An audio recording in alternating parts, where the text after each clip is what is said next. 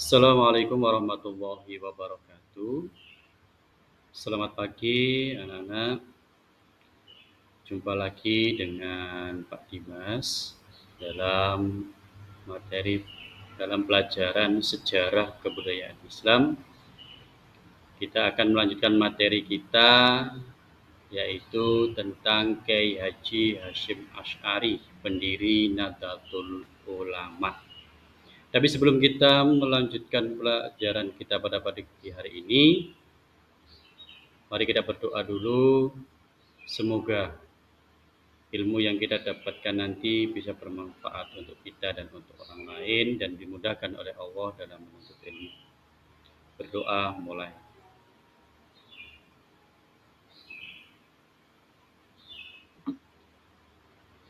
Selesai.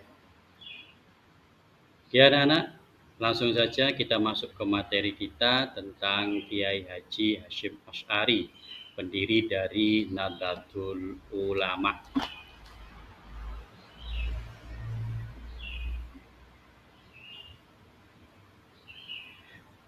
Sebelum kita masuk lebih lanjut di materi kita tentang Kiai Haji Hasyim Asy'ari, kita lihat pendahuluan kita dulu.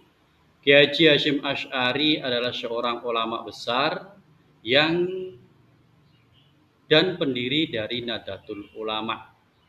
Jadi Kiai Haji Hasyim Asy'ari ini adalah ulama besar yang ada di Indonesia dan beliau mendirikan organisasi Nahdlatul Ulama bersama Kiai Haji Bisri Samsuri, bersama Kiai Haji Wahab Hasbuat dan para ulama besar lainnya. Beliau juga berperan dalam perjuangan kemerdekaan Indonesia. Di beliau ini Kiai Haji Hasyim Asy'ari ini juga beliau berjuang untuk kemerdekaan Indonesia, menyingkirkan para penjajah yang ada di Indonesia. Yang selanjutnya, ajaran dan pemikirannya masih menjadi pedoman bagi umat Islam di Indonesia. Jadi ajaran-ajarannya dan pemikirannya masih menjadi pedoman bagi umat Islam yang ada di Indonesia.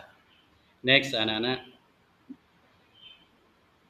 Kita lihat dulu biografi singkat dari Kiai Haji Hasyim Asy'ari. Nama beliau Muhammad Hasyim Asy'ari. Beliau lahir di Jombang, tepatnya di Diwe, pada tanggal 14 Februari tahun 1871 Masehi.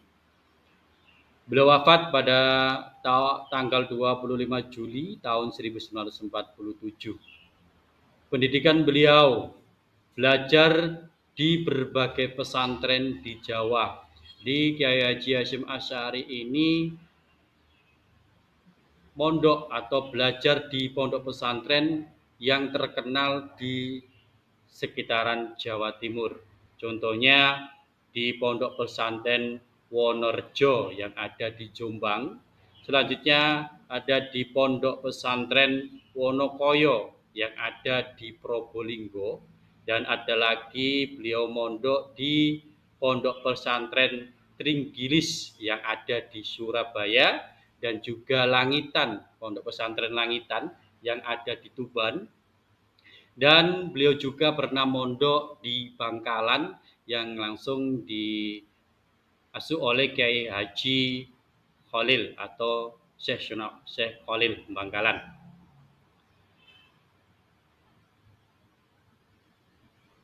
Sebelum beliau menimba ilmu di Mekah, beliau ini pernah menikah.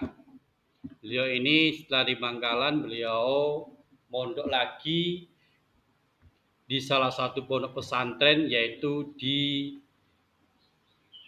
Sekarang yaitu di Sidoarjo. Pengasuh pondoknya yaitu Kiai Haji Yakub.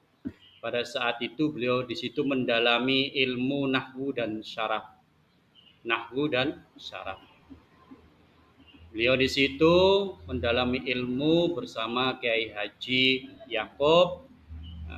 Di Kiai Haji Yakub ini tertarik sebetulnya dengan Kiai Haji Hasyim Asy'ari lama-kelamaan, dan akhirnya Kiai Haji Yakub ini menikahkan putrinya yang bernama Nyai Nafisah atau yang bernama Nafisah ini dengan Kiai Haji Hasyim Asy'ari.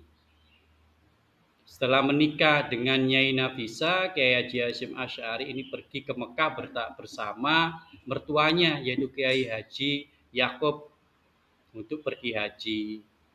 Sampai di Mekah, berapa hari beliau mendapat kabar bahwasanya istrinya itu melahirkan putra yang diberi nama Abdullah. Tapi setelah melahirkan, istrinya ini meninggal dunia.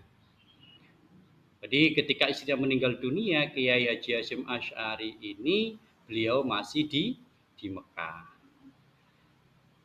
Gitu. Jadi selang waktu 40 hari setelah istrinya meninggal dunia, anaknya yang bernama Abdullah ini juga ikut meninggal dunia. Jadi ketika Kiai Haji Hasyim Asy'ari ini di Mekah, orang yang dicintainya, istri dan anaknya telah meninggal dunia. Setelah itu dia kembali lagi ke Indonesia bersama mertuanya yaitu Kiai Haji Yakub. Terus keahlian, ahli dalam bidang ilmu fikih, ilmu hadis dan pendidikan Islam. Bahkan dia belajar ilmu hadis kepada Syekh Syu'aib bin Abdurrahman. Syekh Syu'aib bin Abdurrahman, beliau adalah guru hadis dari Kiai Haji Hasyim Asy'ari. Beliau mendapat ijazah yaitu ijazah Sahih Bukhari. Okay. Next. Mana?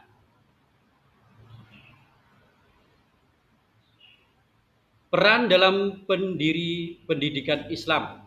Peran dalam pendidikan Islam. Yang pertama, beliau Kiai Haji Hasyim Asy'ari ini mendirikan pondok pesantren yang berada di Jombang yang diberi nama Tebu Ireng pada tahun 1899 dan pondok pesantren ini awalnya itu cuma 28 orang atau yang mondok cuma 28 siswa atau santri. Lama-kelamaan pondok pesantren Tebu Ireng ini yang diasuh oleh Kiai Haji Hasyim Asy'ari lama-kelamaan menjadi pusat pondok pesantren terbesar yang ada di Jawa Timur. Selanjutnya pesantren Tebu Ireng menjadi pusat pendidikan Islam terbesar pada masanya. Ya, ini sudah saya sampaikan di awal tadi. Jadi pondok pesantren Tebu Ireng yang diasuh oleh Kiai Haji Hasyim Asy'ari ini menjadi pusat pendidikan Islam terbesar pada masanya.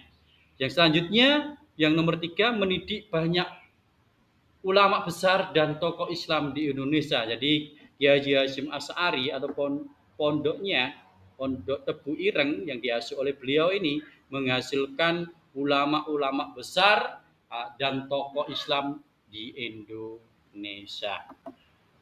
Next, anak-anak. Selanjutnya pendirian Nahdlatul Ulama. Ini proses berdirinya Nahdlatul Ulama atau organisasi NU. Yang pertama, NU didirikan pada tanggal 31 Januari pada tahun 1926 di Surabaya.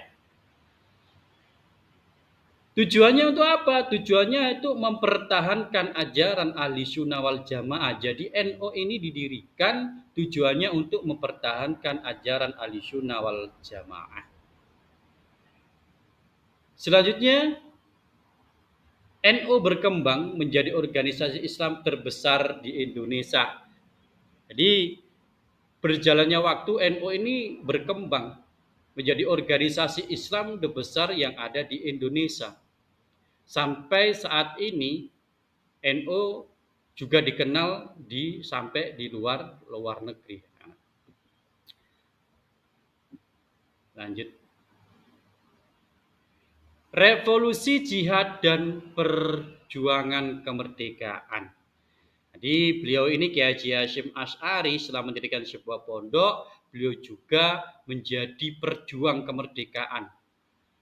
Mengeluarkan resolusi jihad pada tanggal 22 Oktober tahun 1945 yang saat ini kita kenal dan kita peringati sebagai Hari Santri Nasional. Yang kedua, fatwa ini mewajibkan umat Islam berperang melawan penjajah. Jadi resolusi jihad yang dibikin oleh Kiai Haji Hasyim Asy'ari ini menyuruh umat Islam untuk turut serta berperang melawan penjajah, mengusir penjajah dari tanah Indonesia. Selanjutnya, memotivasi perlawanan rakyat dalam pertempuran 10 November di Surabaya. Jadi Kiai Haji Hasyim Asy'ari ini ketika beliau ini membuat resolusi jihad, tujuannya yang pertama adalah yaitu tadi memompa semangat juang para santri untuk melawan penjajah yang ada di Indonesia. Ini anak-anak, ini perjuangan kemerdekaan beliau. Warisan dan pengaruhnya. Ada warisan dan pengaruhnya. NU berkembang menjadi organisasi dengan jutaan pengikut. Nah, NU ini pengikutnya sudah jutaan anak-anak.